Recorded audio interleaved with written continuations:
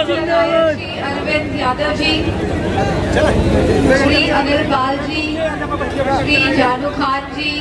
श्री कलीम खान जी, श्रीमती कंचन कनौजिया जी, श्रीमती अनुपम यादव जी, श्री पिंटू यादव जी, श्री फाखर प्रधान जी, श्री कल्याण धौरे जी, Shri S धौरे जी, श्री राम सेवक राजपूत जी, श्री गौवर तिवारी जी,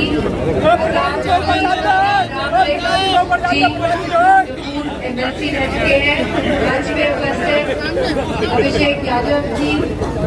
सभी नेतागण, सभी समाजवादी पार्टी के कार्यकर्ता जो मेरे सामने उपस्थित हैं, तथा सभा में उपस्थित सभी कन्नौज के लोगों को मैं धन्यवाद देती हूँ और आभार व्यक्त करती हूँ कि आप कन्नौज हमेशा से समाजवादी विचारधारा का स्रोत रहा है, जहाँ लोहिया जी ने यह विचारधारा की गैर बराबरी समाज में खत्म होनी चाहिए, कि भेदभाव जो समाज की जड़ों में झगड़ा हुआ है वह खत्म होना चाहिए।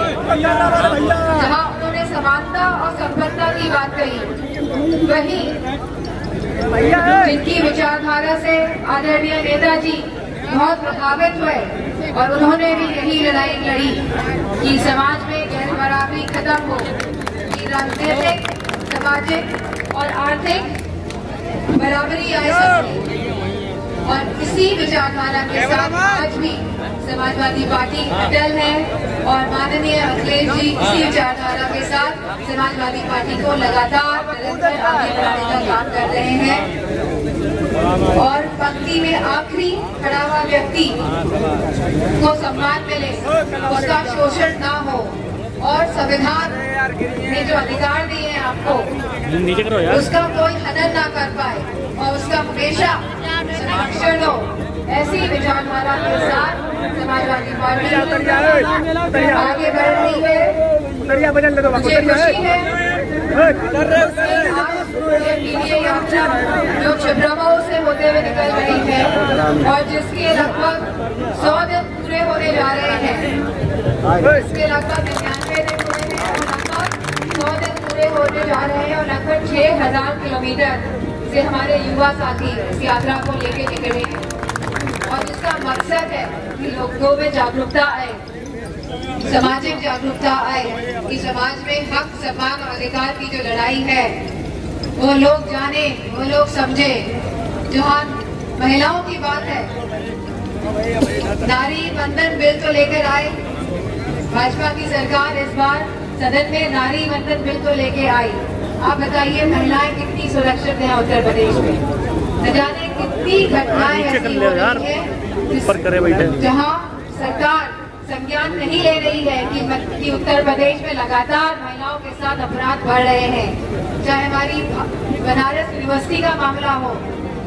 चाहे बांदा की जो घटना हुई है जहाँ पे हमारी दलित बेटी को काट दिया गया, वहाँ उसका शारीरिक शोषण किया गया, और जहाँ कल की घटना है जहाँ हमारी शिक्षा महिलाओं जहाँ पे जो आरक्षण मांग रही थी,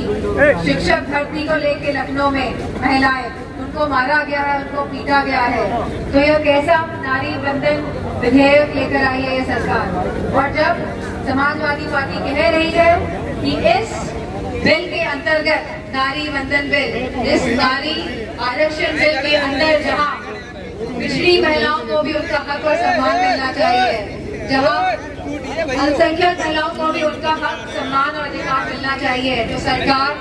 भाजपा की सरकार इससे मुंह मोड़ रही है। वो नहीं चाहती है कि आपकी बेटियां, आपकी बहनें संसद तक पहुंचे। किसी के साथ डबल इंजन की सरकार आई तो क्या कहा गया था कि करोड़ों युवाओं को रोजगार मिलेगा, नौकरी मिलेगी। आज युवाओं की संख्या लगातार बढ़ रही है और ज्यादातर जो लोग आज मुझे देख रहे हैं आगे की तरफ युवा हैं। आप बताइए क्या कहीं रोजगार मिला है? क्या छिबरामऊ के किसी भी गांव में किसी भी हमारे आदरणीय बुजुर्ग के उनके बेटों को रोजगार मिला या नहीं मिला। जो लोग बात तो करते हैं करोड़ों नौकरी देने की, लेकिन इनकी कथनी और करनी में बहुत फर्क है। समाजवादी पार्टी और नेताजी ऐसे नेता थे जिनकी कथनी और करनी में कोई फर्क नहीं था। जो कहते थे वो करके दिखाते थे।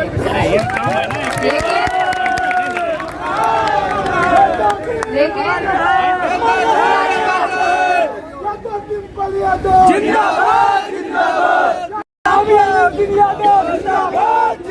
हमारे युवा साथी आज ये पीढ़ी यात्रा निकाल रहे हैं और जहाँ ये यात्रा बहुत लंबी थी, लेकिन आप लोगों ने पूरे उत्साह के साथ यह यात्रा निकाली है और मुझे खुशी है कि मैं भी आज इस मौके पे आप लोगों के बीच में उपस्थित हुई हूँ। कन्नौज में तो हुई हूँ और साथ में वेंगुर्ला में भी उपस्थित होंगी और फोटो वहीं पे खिंचवाऊंगी आप सबके साथ।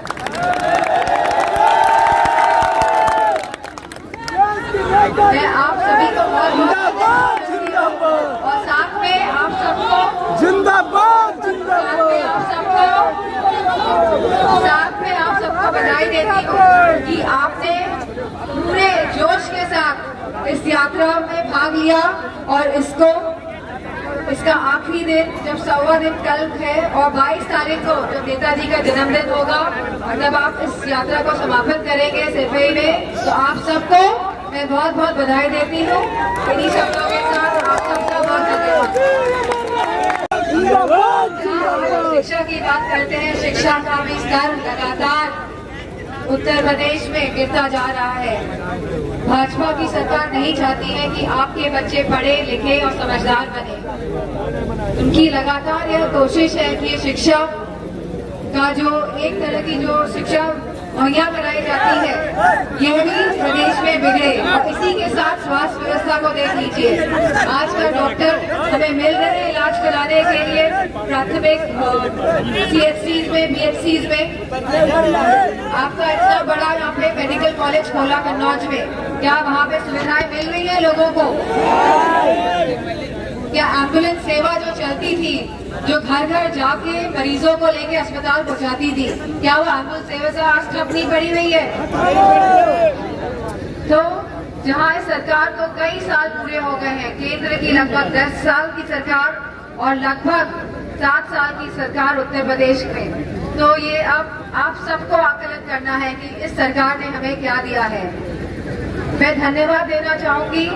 कन्नौज की जनता को, जिसने हमेशा से समाजवादी विचारधारा का समर्थन किया है, चाहे वो नेताजी हो, चाहे वो आपके अखिलेश भैया हो, चाहे मैं हूँ, जो आपने मुझे मौका दिया कि मैं इस क्षेत्र में काम कर सकूं। और हमारा भी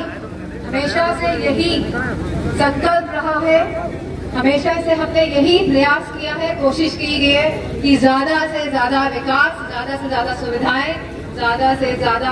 आप लोगों तक पहुंचाने का हमारा हमेशा से प्रयास रहा है। और मुझे पूरी उम्मीद है